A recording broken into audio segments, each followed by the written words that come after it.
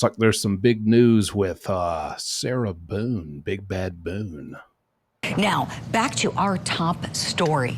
Murder defendant Sarah Boone sending that brand new jaw-dropping letter to the judge. And it's important to remember that Sarah Boone is a repeat offender when it comes to running off attorneys and writing letters to the judge. She sent a 58-page letter after losing attorney number.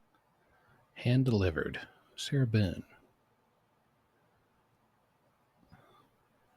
Man, who wrote this? Look at this.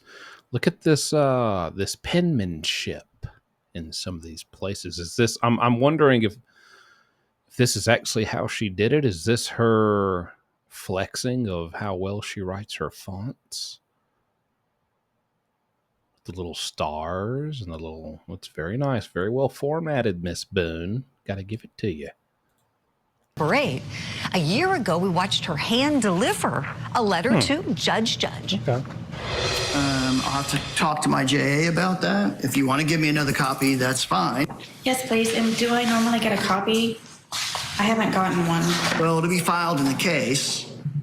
Please, if that would be okay, I would like to have that one uploaded. It's revised. Having read the original letter, I did not believe there was any additional action that I needed to take.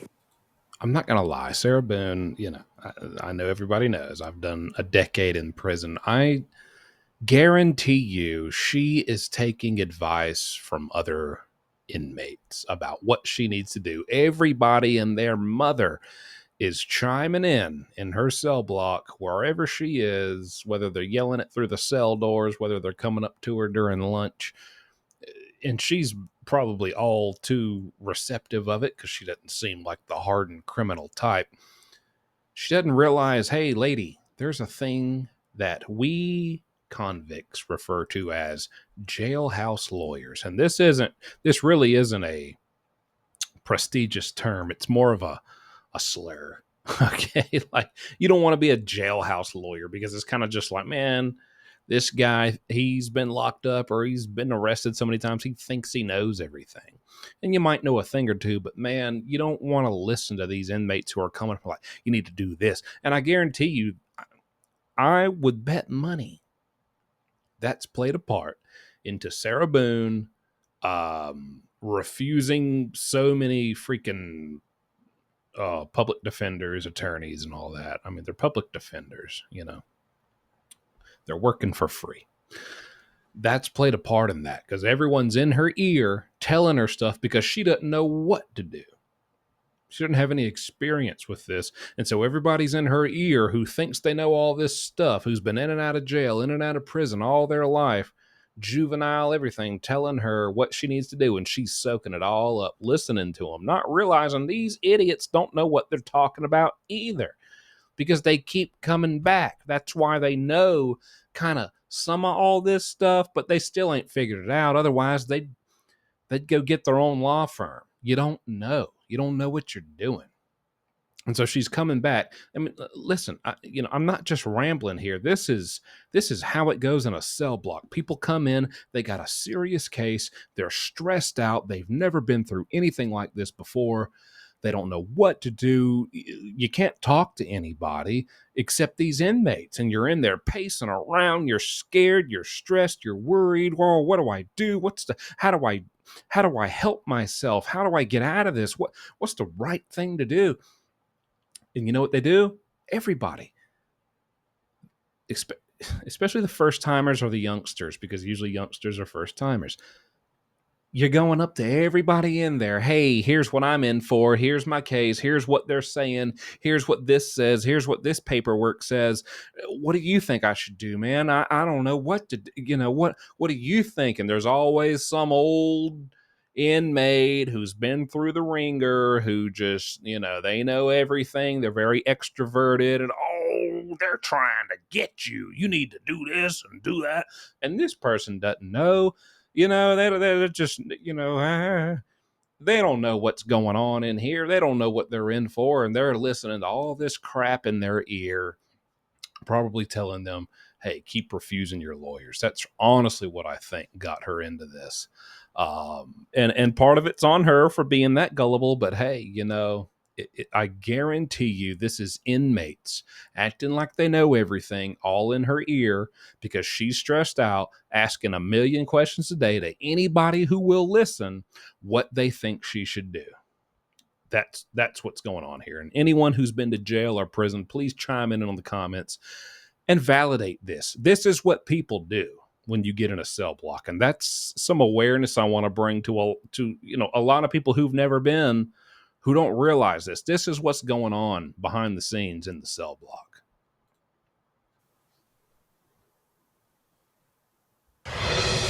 Now, Boone is using this brand new epic letter to the court as a way of soliciting another. Look at this. Look at this penmanship.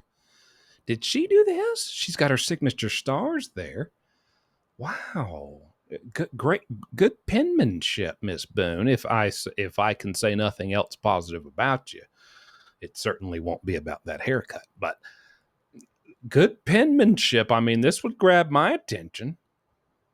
Goodness, look at this. Looking for a prosperous challenge? Ready for your close-up on national television? She even got the little abbreviation for national. Are you zealous with a side of keen? A little funky flirty? No, she didn't say that, but a little sassy but serious. Show the world who you are. Should I just read this whole... I'm sorry, should I read this whole letter in my advertiser voice? Inmate seeks attorney. Looking for a prosperous challenge? Ready for your close-up on national television? Are you zealous with even a side of keen? Show the world who you are with your star original opportunities, star extraordinary experience, star confident ingenuity. Order now, monster truck rally. I can't read the rest, so I improvise. But all right, let me shut up. Another zealous attorney with, she says, with a side of keen.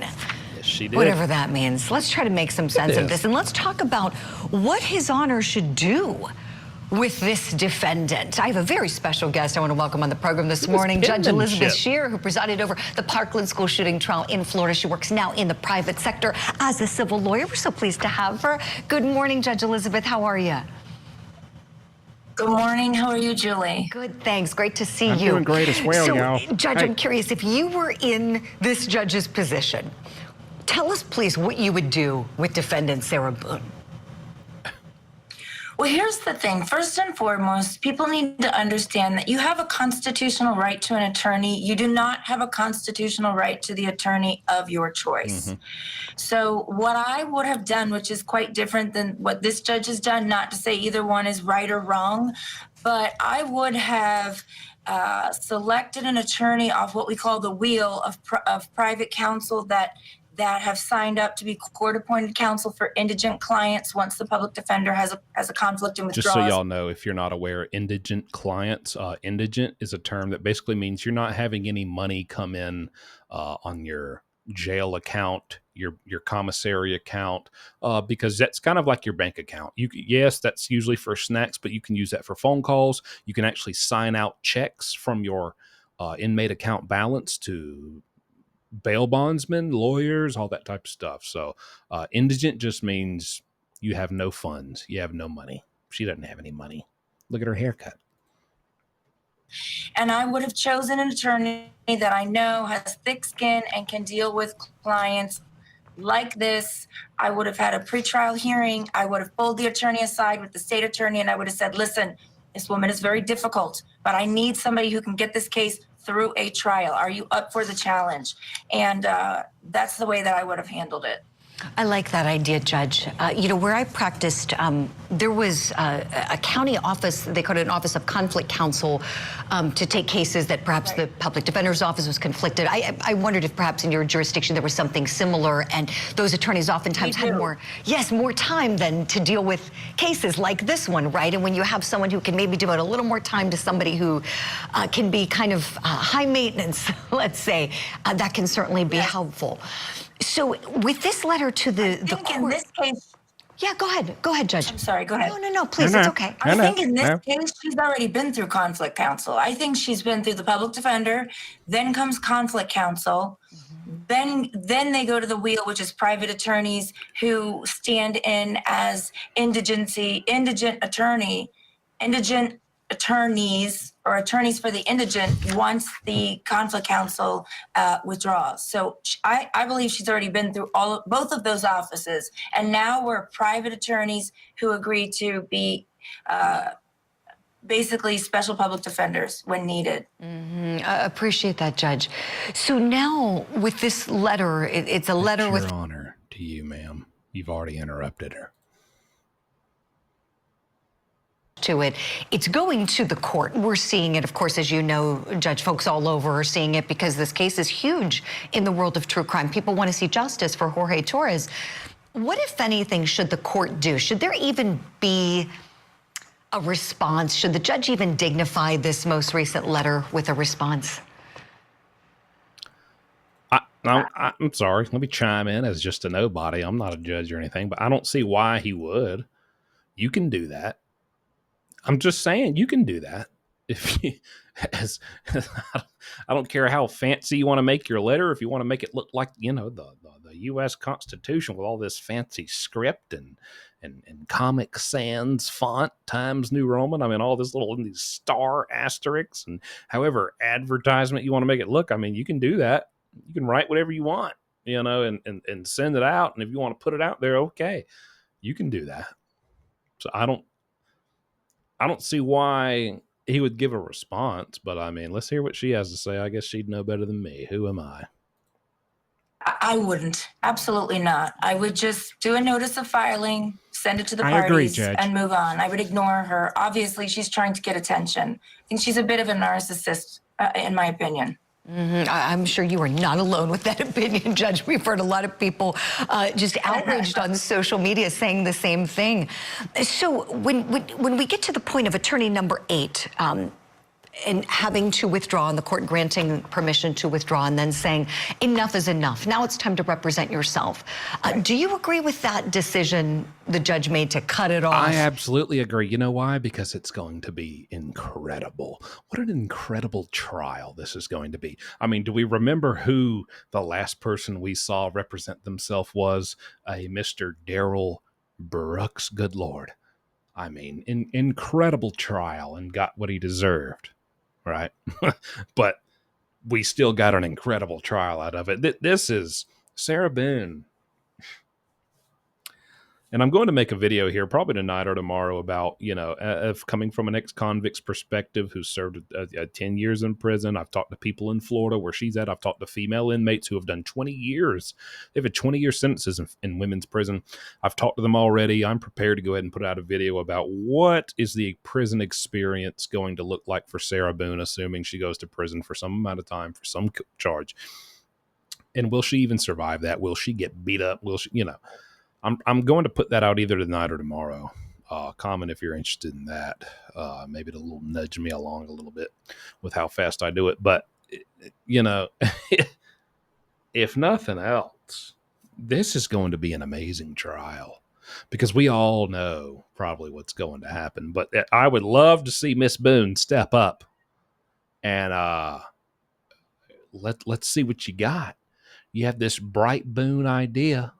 Another bright Boone idea. The bulb in the Boone brain went off. I'm trying to see how many bees I can bulb in the Boone brain bright idea for this letter. Are you a lawyer? Do you want to be on television? Would you like Jumpsuit Pablo to make a video about you? Well, then I'm the case for you. Do you not mind odd haircuts? I would love to, I hope nobody takes her offer, and I would love to hear what she prepares. Judge, are you I don't even know. Oh goodness. Judge, have you ever had a glass of wine before? Well, then you may be able to relate.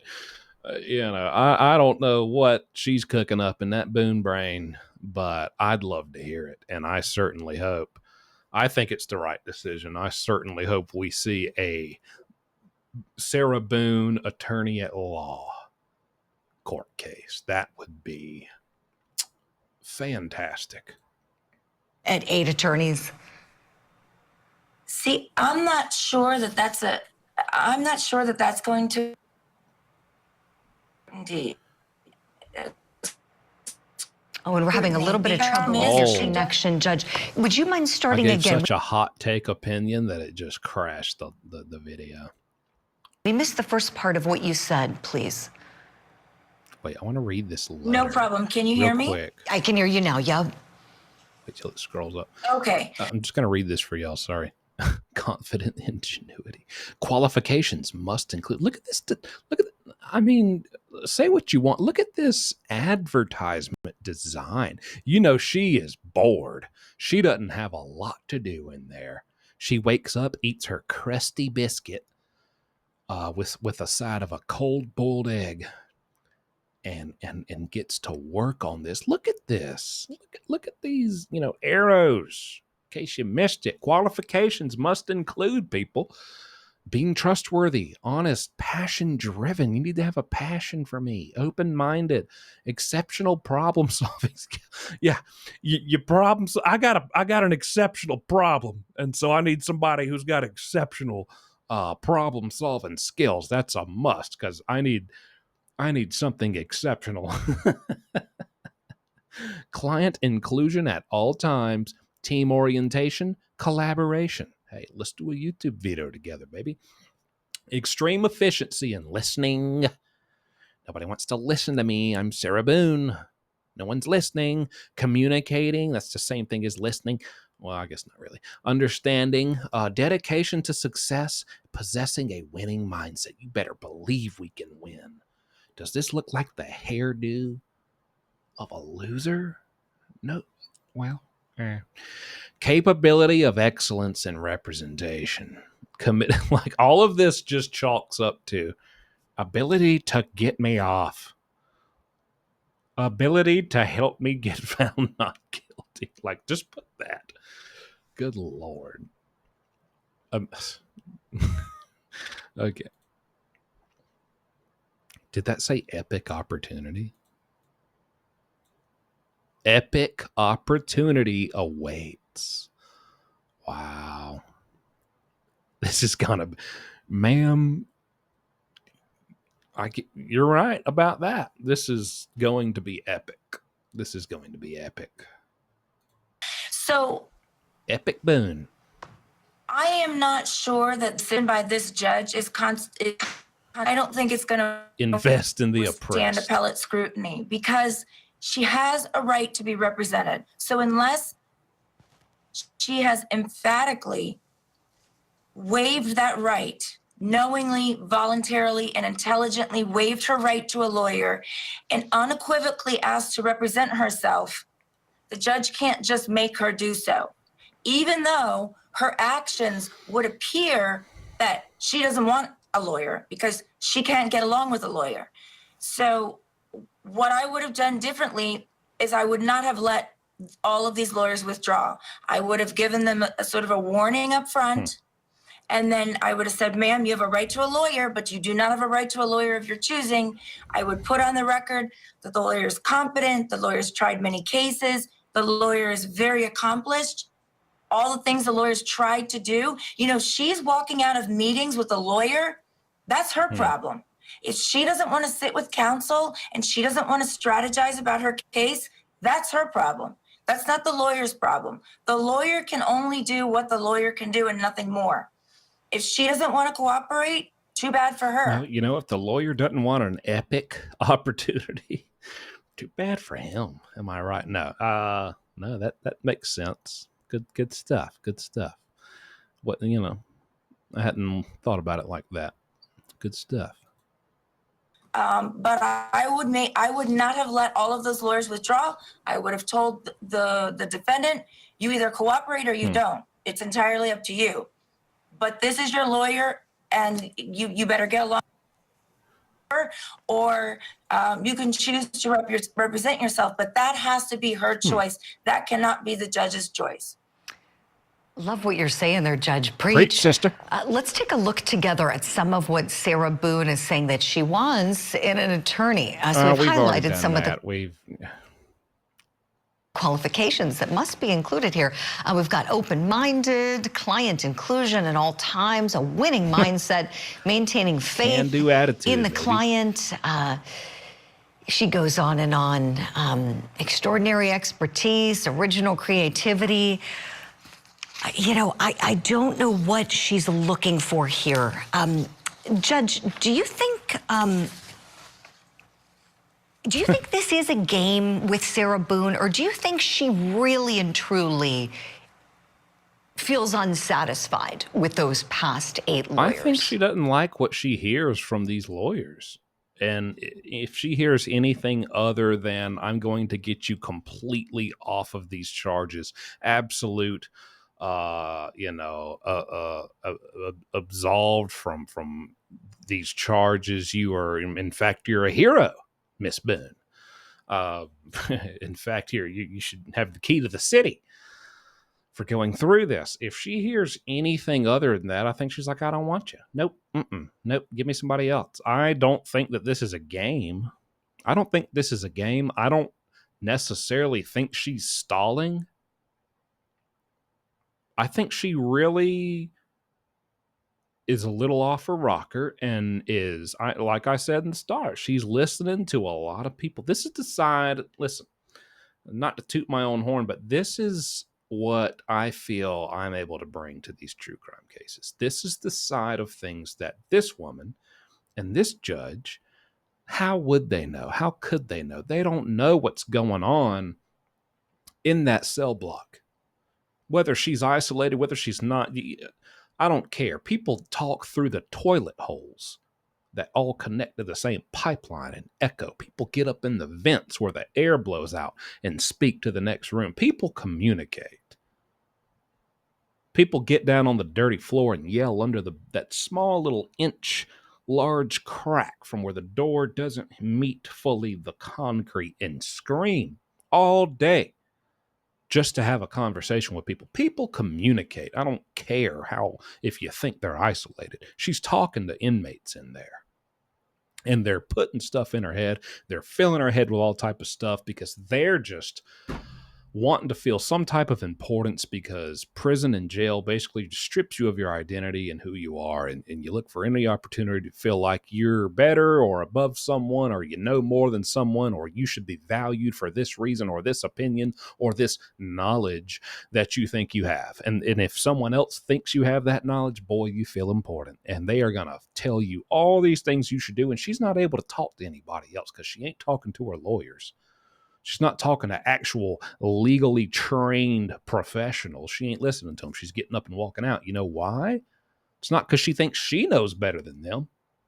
She's never been through this stuff before. It's because she's listening to the crap that all these inmates are putting in her head, because that's how it goes in there. And again, if you know what I'm talking about, if you've been locked up for any type of significant amount of time, a year or more, and you've seen this, validate this in the comments so these people who don't know, who are just interested in this, let them know, hey, confirm. This is what inmates do. This is called jailhouse lawyering. And it's not, I don't think it ever works out. I don't think any inmate has ever gave winning advice to another inmate, but these inmates come in and they're very naive and it's their first time with some huge case like this, and they listen, they soak it up, and they're like, oh my gosh, you know stuff. Oh, you've been to prison 3 times. Oh, well, now what do I do? What should I do? This is what my lawyer said. What should I do? This is what my paper says. What do you think? And they, for nowhere else to turn, because they're in such a stressful, oh my gosh, what is my life? What is happening to me situation? They find this comfort in this person who they perceive to have this old, wise, experienced information about this stuff. Oh, I've seen it all. I've been locked up for 15 years before this time. Now I'm back, but oh boy, you wouldn't believe the things I know. Oh, that lawyer? Nope, they're trying to get you. No. You need to get rid of them. Get you another one. That's what's happening here. But if I'd like to elect my lawyer as this 42-year-old inmate who's been to prison twice, who keeps giving me all this. Can they just come in and represent me? Because they know everything. They know everything. Guarantee you she'd do it. There you go, folks. Hope you enjoyed it. Hey, we're going to stay on all things Sarah Boone. Talk to you next time.